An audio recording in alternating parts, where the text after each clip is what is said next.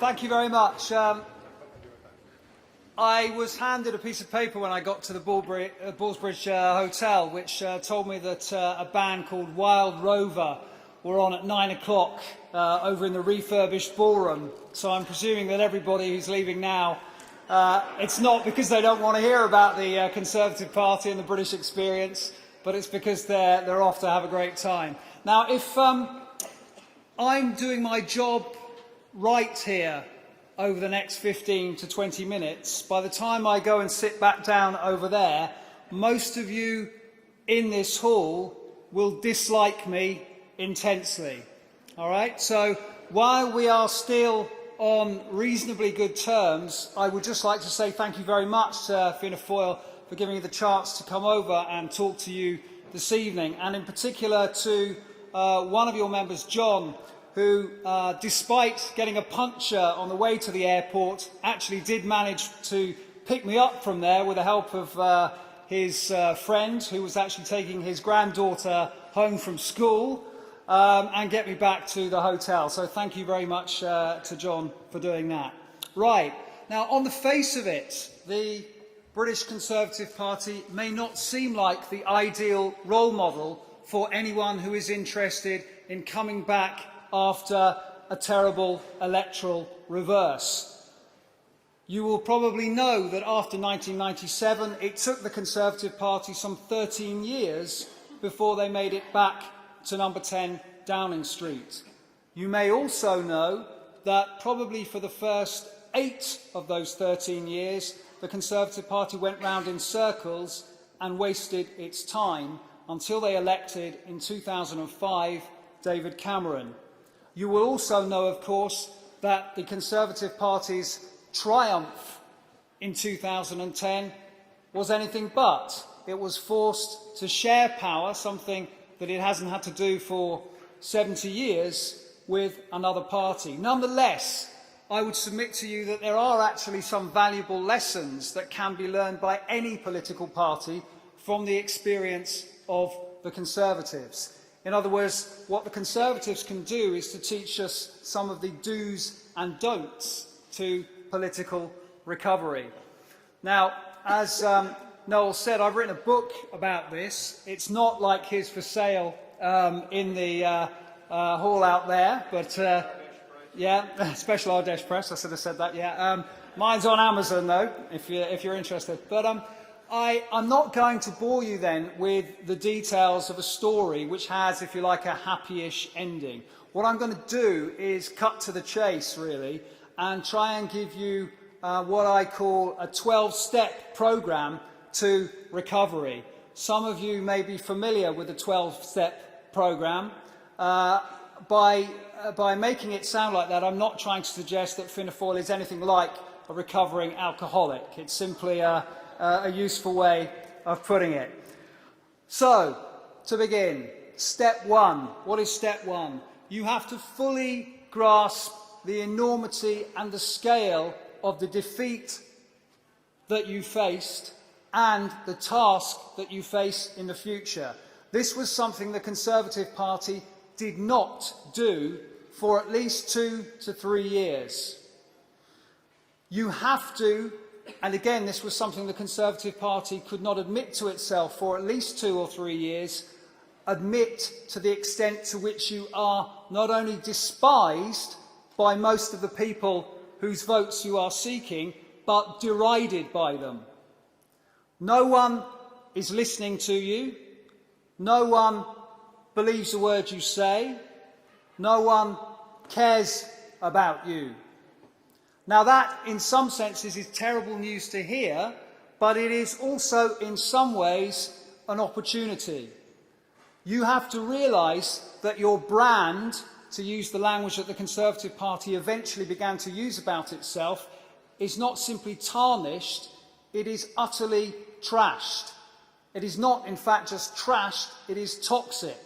And one of the things that David Cameron contributed to the Conservative Party's recovery was a very conscious attempt in marketing speak to decontaminate the Conservative Party's brand.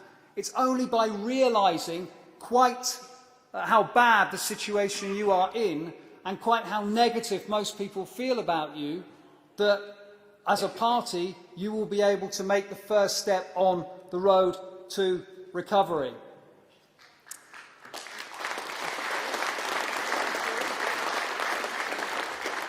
Oh, I was expecting a lynching rather than a round of applause there, so but don't worry, it gets worse.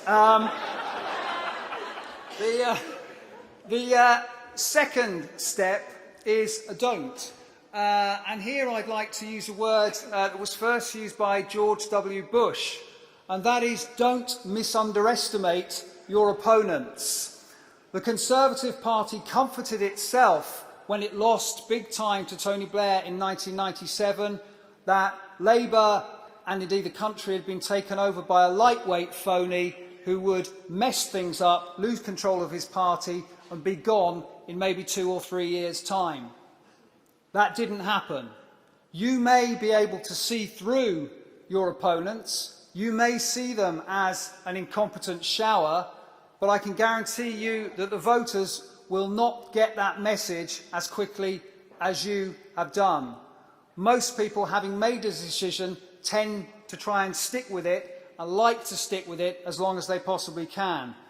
You also have to remember that Fine Gael know exactly what it's like to be out of power for a long time, and they know how incredibly important it is to hold on to power, because once you lose it, you are very unlikely to pick it up again anytime soon. So you are facing a determined and probably actually pretty competent opponent. Not a round of applause for that one anyway. Step three, and it's another positive one, do spend money, even if it's money that you don't have, on opinion research. It is very fashionable to decry opinion polling, very fashionable to decry focus groups as artifice, as bringing marketing into politics. But good quality, and if it's good quality, it tends to be expensive, opinion research is the only way that as a party you are going to be able to get the unvarnished truth about what voters think of you and about what voters want from you. You are not going to get that information by talking to each other. You are not going to get that information by reading op-ed columns in the newspaper. You are not going to be able to get that information from people you talk to down the pub or in the golf club. They will not tell you what they really think. There is nothing, and I mean nothing, more informative than sitting behind the glass wall of an advertising agency, hearing a bunch of ordinary people with no particular affiliation to any particular political party, and for most of them no great interest in party politics, saying what they really think of you. It's a very, very sobering experience, but it's a very necessary experience, because unless you actually get that unvarnished truth, then you will not be able to make a start on your recovery. More importantly, and this is something that the Conservatives failed to do even when they did get round to spending some money on opinion research, you actually have to listen to what those people are saying, and you actually have to believe that some of it may even be true. And then you actually have to act on what they say. This was something that the Conservative Party took a very long time, 8 years, to realise before they started doing it. Step 4, don't waste time defending your record. You may think that a lot of what you did in government was great, and I'm sure, not being an expert on Irish politics, it was. Okay? But no one is going to be interested in that. They are only going to remember the bad things about you, and they are not going to be interested in you trying to convince them that it really wasn't that bad after all. The downside of doing that is that you risk getting stuck in the past instead of doing what many people have already spoken about actually tonight while I've been sitting over there, thinking about the future. You will also indicate to people, if you do that, that you are not able to own up to your mistakes, that you are not interested in making a priority of putting things right, that you are not capable, to use an expression that the Labour Party in Britain first came up with and the Conservative Party took to heart when David Cameron took over, you are not able to concede and move on. In other words, you are not able to learn that there are some battles that you will never be able to refight and you will never be able to win, and you must simply accept that and try and look for things that you can do and that are worth fighting. Step 5.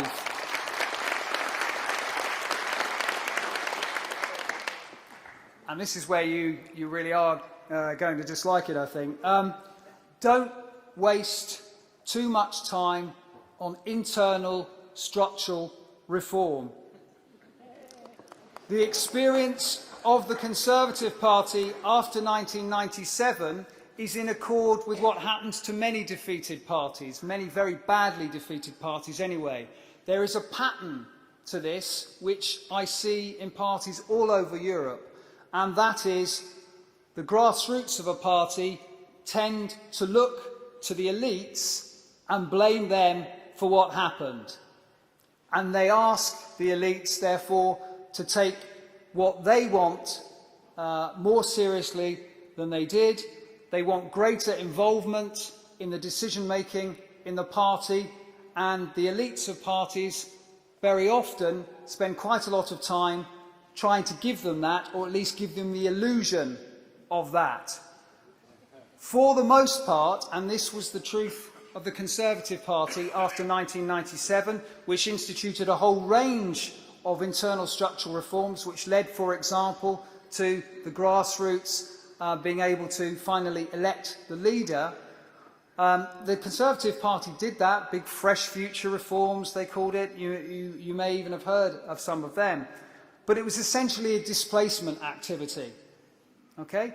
It's like the kind of things that you do when you know you have something you've got to do around the house and you find something else that you must do. I think I'll have a coffee before I start that job. Well, maybe I should do that little bit of dusting before I start the painting. That kind of thing. Okay? It's a displacement activity for the most part, with one exception, which I'll carry on to talk about. I would also counsel you that almost anything you do will not increase your membership significantly, nor will it increase the activism or the activity levels of those members you already have. Declining membership and declining activism is a secular trend in democracies all over Europe, which no party, as far as I am aware, no serious large party, has been able to buck. That's a sad counsel of despair, but it may be worth actually thinking about before you raise your hopes too high about what structural internal reforms can actually do for you. I may be wrong, and I'm quite happy to come back in 3 or 4 years' time when there are far more people sitting here, far more people coming tomorrow, far more people out in the constituencies than you have already, and they're doing much more work than they already are.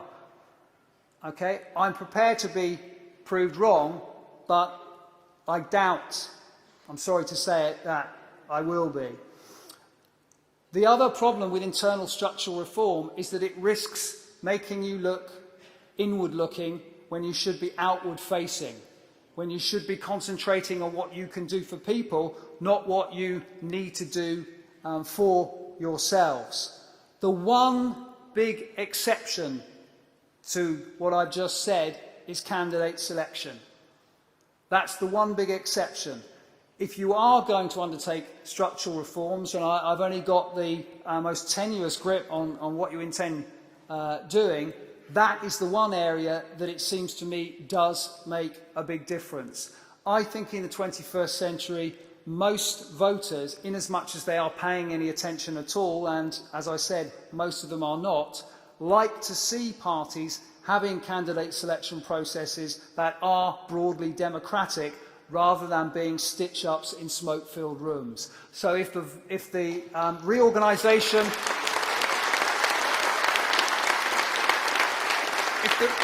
If the reorganisation that you are going to undertake means a shift from one to the other, then that is a good thing. It is also a good thing if it actually means that you will significantly change your candidates. These are, after all, in the end, to use a business analogy, your sales force. If they do not look like many of the people whose votes they are seeking, they will get fewer votes than otherwise would be the case. So in other words, one of the big things that David Cameron did, although he didn't do it particularly successfully, and although he did it only partially, was at least to convince people that in some ways the Conservative Party was changing because it was changing the kind of people it was putting up for election. Now, in the end, if you look at the Parliamentary Conservative Party, it's not so very different from the Parliamentary Conservative Party that was there before 2010, with one obvious exception, and that is there are now far more women in the Conservative Party than ever there were. That is something that I think will make a difference. And it will make a difference not simply because people like to see more women in Parliament. It will make a difference because changing your sales force is one of the few ways you've got of signifying, of communicating change. And if you are to renew yourselves as a party and you are to come back, signifying and communicating change is what it's all about. And that brings me to step 6. You really do have to do everything you can, and your party leadership obviously knows it has to do everything it can, visually as well as verbally, to show that this party is changing. And you have to work hard to persuade people that that change is not just a change of tone, but it is a change of direction. It may be that you can find some way to combine your traditional values with what's needed for the 21st century. That is the ideal recipe. It may be that you can find policies or find a vision that communicates that you are both competent and caring. Again, that's the ideal. But the most important thing is that you communicate that you are changing. That's almost more important than what you are changing from and what you are changing to. The idea that you are changing is in and of itself incredibly important. If you can show that you've changed and that in so doing you are camped firmly on the centre ground, that you are a pragmatic party and that you are not ideologically fixated, then all the better. I would have thought with Fianna Fáil's history of what political scientists would call being a catch-all party, a kind of widespread Republican party going across left and right, you have a very, very good chance of doing that, a much better chance, I would say, than what became a very Thatcherite Conservative Party back in the UK. Step 7 is a positive one. By all means, have a policy review or a set of policy reviews. But if you do so, realise that the benefits of those reviews will be strategic and symbolic rather than substantive.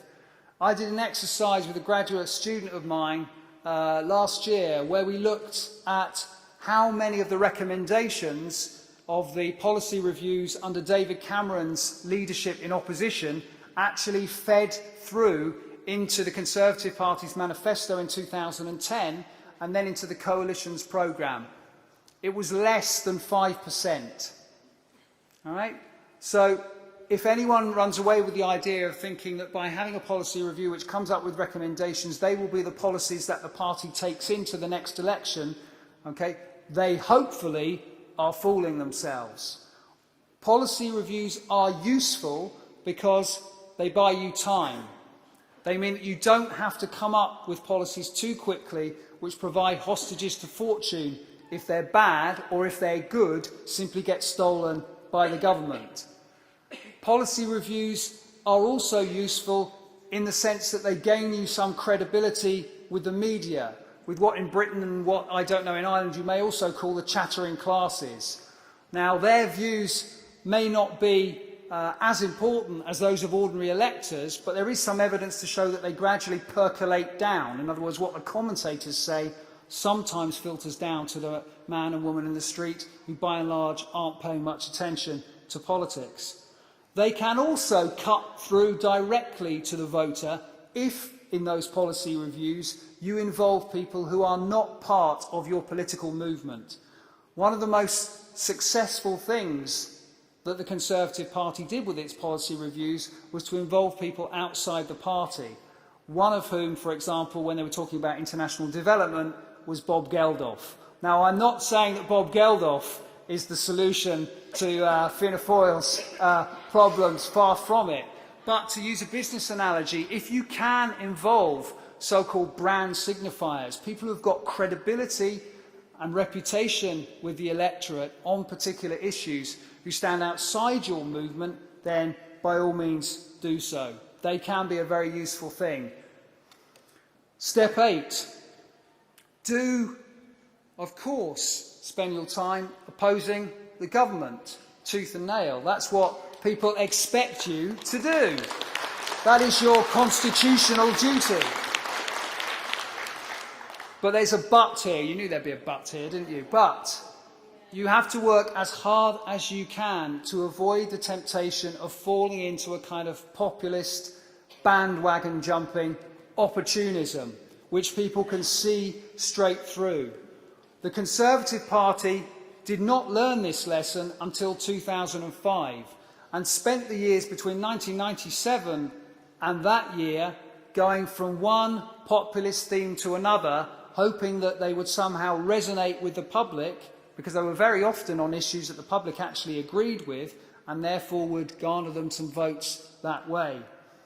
The truth is that those kinds of issues, and I'll come on to them in a moment, are very rarely as important as the ones, the bread and butter issues that really decide elections. But it can be very tempting to go for other issues because maybe those are the ones where your views seem to be closest to those of the electorate. I'll tell you the ones that the Conservatives tried, and they'll probably be familiar to you. They tried bashing immigration. They tried banging the drum for the countryside against the city. And they tried beating up on the European Union. Now, far be it from me to suggest that anyone within Fianna Fáil would be tempted to do any of those things, particularly the last one. But I wouldn't recommend it, because those kinds of issues are not the ones ultimately, even if they are the ones on which people may agree with you, which will garner you votes at a general election. They are simply not big enough issues at general elections to make very much difference. So avoid that temptation. You also then get looked down upon, if you try that opportunistic strategy, by the people in the media, by the commentators whose good offices and good opinions you actually probably are seeking. Step 9. Don't be fooled by, ironic air quotes, the success that you may find yourselves having in what political scientists call second-order elections. In other words, local elections or European elections, which generally speaking have much lower turnouts, which very often are simply protest votes. The Conservative Party let itself be lulled into a sense that it was on the way back because it did well in elections like that. It was doing terribly badly in opinion polls, but it could always claim, look, we've done really well in the local elections, or look, we've actually done pretty well in the European elections. Catastrophic, because it causes you to take your foot off the gas when actually you really need to be pressing down on that accelerator and moving further with the reform and modernisation programme. So don't let that happen to you.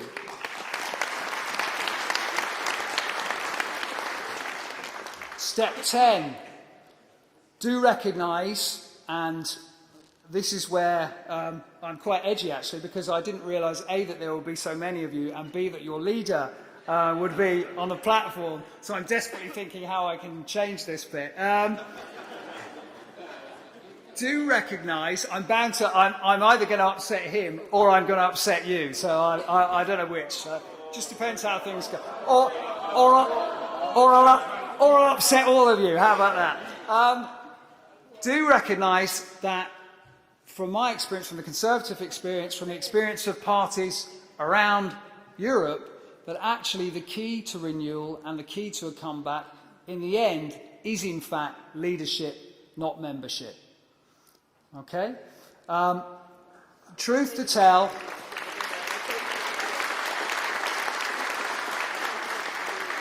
just as things go wrong from the top, things normally get better from the top as well. It really was not until 2005 when the Conservatives elected a halfway competent leader and communicator like David Cameron that things began to change and things began to look up. You can have the most vibrant political culture at the grassroots of any country in Europe, and yet it will not make a difference to voters. It will help you maybe get voters out to vote. At the margins, that may be useful. In very close contests, it may make a difference. But we know from research all over Europe that leadership is an increasingly important shortcut for voters. They are paying less and less attention to politics. They need to pay less attention than ever they did before because it's now a multi-channel media world. They can tune out when they want to. The leader is the absolute key to people's voting intentions. Of course, other issues are important, but the leader is, as I say, a shortcut for so many other things. Now, that's great in some ways if you're the leader, unless, of course, you're not actually up to the job. Now, I know nothing about Irish politics, okay? And for all I know, Michael Martin is absolutely up to the job. But the important...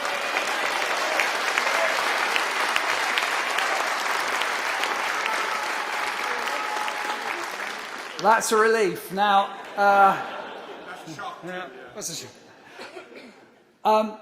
What I would say, and it's advice I would give to the Labour Party in the UK, so let's just sort of talk about it through that prism, is if the unvarnished truth that you are getting from opinion polling and from focus groups is that the leader is simply not up to it, is seen as non-credible, if you like, by voters, you have to make a very hard decision and change that leader. Now, that's clearly not something I am suggesting at all that you need to do right now, but it's something the Conservative Party found it very, very difficult to come to terms with. And this is a party that is supposedly one of the most ruthless in the world. It took them 777 days to get rid of a guy called Ian Duncan Smith, who everybody knew within about a month of his taking over would never, never be Prime Minister of Great Britain. Okay? He's actually still around as well, you know, knocking around in politics. Even though somebody in my book told me that he could never be a cabinet minister, he's too stupid. But there we go.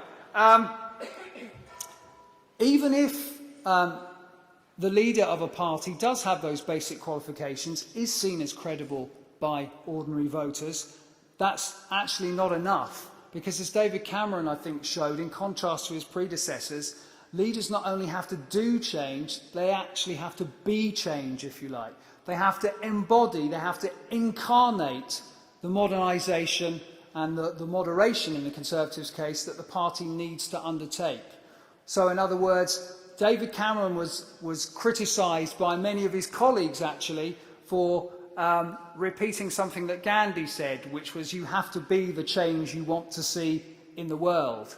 Okay? But it's very important as a party leader that you yourself, as I say, embody and incarnate change, even if that means hugging huskies, as David Cameron was able to do. Step 11, coming towards the end. This may be even more difficult to hear and even more difficult to admit than anything I've said so far, and that is that this task of renewal, this comeback that you want to make, will almost certainly take at least 2 and possibly 3 parliamentary terms. There are very, very few precedents in Europe, even with an electorate as volatile as the Irish have shown themselves to be last time around, for a party to come back into government, even into coalition government, in such short order. That is a very, very difficult thing to do. It is a profound question as to whether an organisation can actually admit publicly or semi-publicly that it is embarked on a 2-term rather than a 1-term strategy. I'm not sure that any party in the world is able to do that, but privately it is something that it might be useful to acknowledge for one reason, and that is it will allow you to prioritise strategy over tactics. It will mean that you do the hard yards, the hard work, before you simply try and grab headlines. And one thing I know about the Conservative Party is they spent their first 8 years of opposition chasing headlines rather than doing the right thing. Okay? And finally, step 12, coming to a finish here. And it's on a positive note, believe it or not, and always finish on a positive, that's what I've been told. Do remember that big parties with venerable traditions like yours very rarely fail in the end to make a comeback. The fate that befell the Canadian Conservative Party and the Italian Christian Democrats in 1993 and 1994, where they had an electoral meltdown and eventually disappeared, either to be taken over or simply dissipate completely, that fate very rarely occurs. It may have some resonance for you. It's certainly a dire warning for any political party, but it is highly, highly unlikely to happen to you guys. So you will come back if you do the right things, you avoid some of the mistakes that the Conservative Party and other parties around Europe have made. I hope in a small way I've made some contribution to that, and I'd be interested to hear what other people have to say about that. Thank you.